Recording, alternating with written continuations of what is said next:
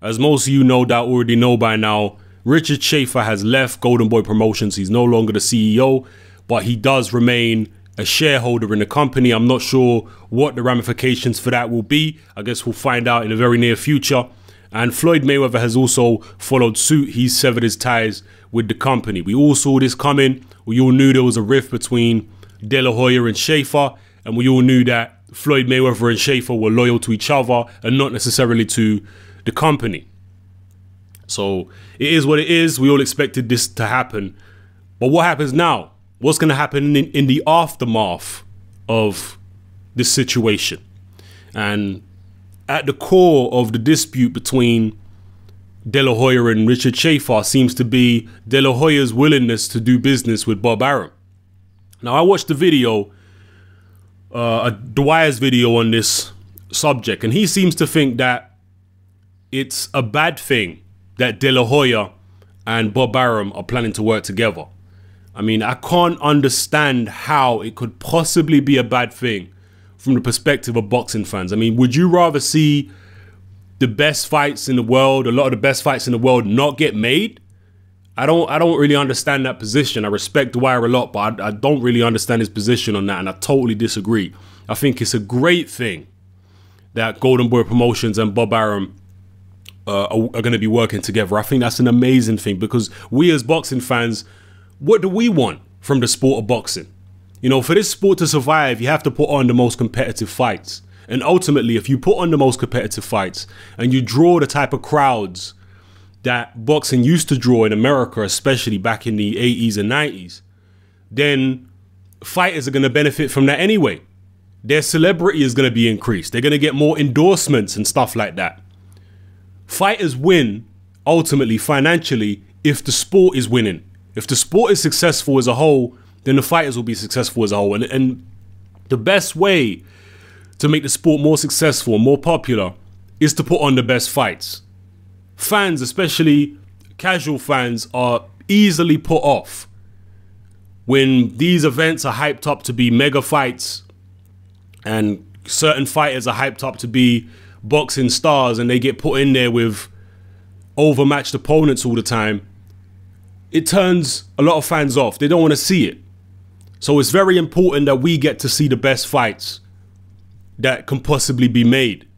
That's the only way that boxing will flourish and be rejuvenated. Again, like I say, especially in places like the United States. There's obviously a lot of quality fighters in the United States, but boxing just don't do the numbers that it used to do back in the days. And one of the major reasons is because of the lack of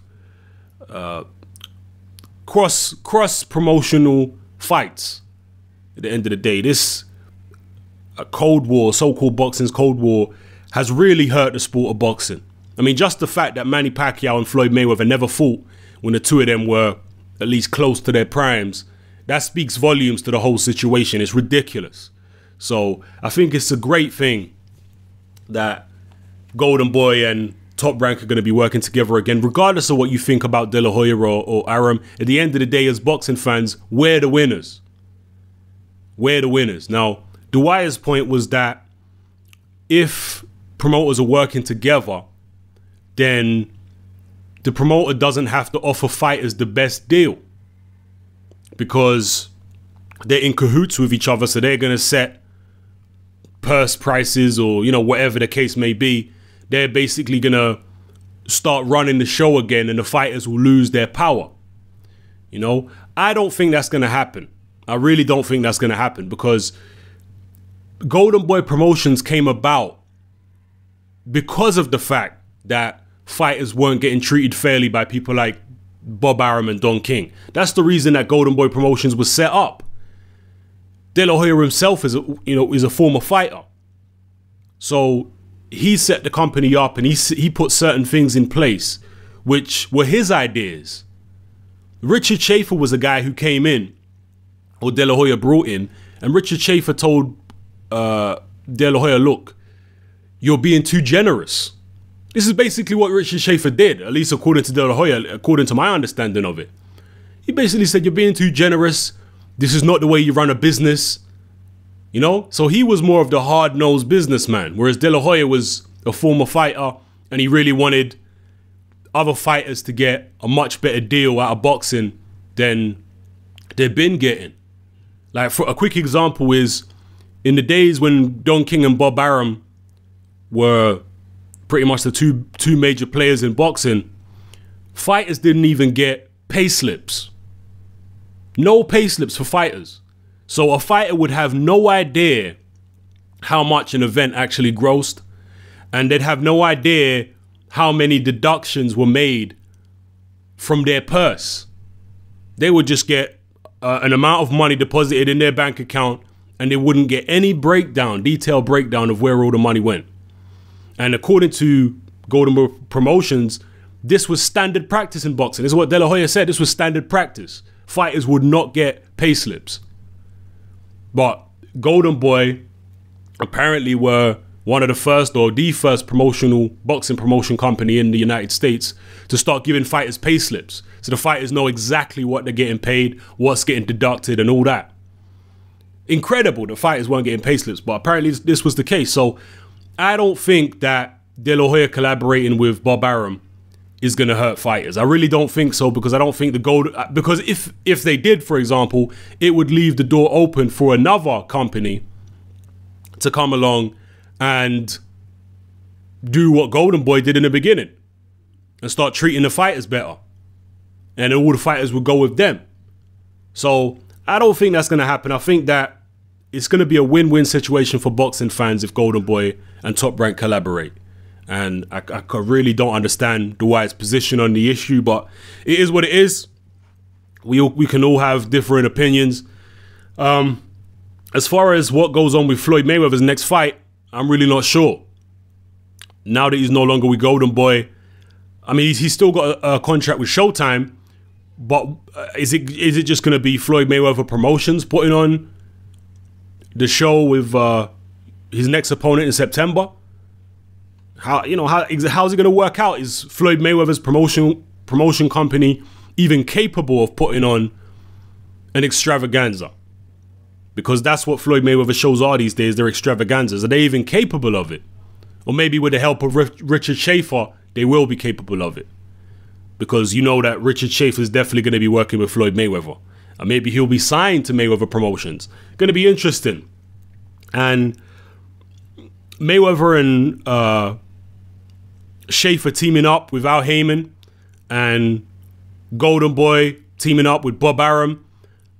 It could start another Cold War. I personally hope that the majority of the Golden Boy fighters stay with Golden Boy. I hope they don't go off and join Richard Schaefer and the Floyd Mayweather team. I hope that don't happen, because then we won't get to see the fights that we want to see. I don't give a shit about the business side of it. Okay, a lot of you guys, especially Floyd fans, are going to start, oh, blah, blah, blah, business this, business that. Hang on, I thought you were a boxing fan. Are you not a boxing fan? Don't you want to see the best fights? Why do you care about all this business bullshit? Floyd makes enough money as it is.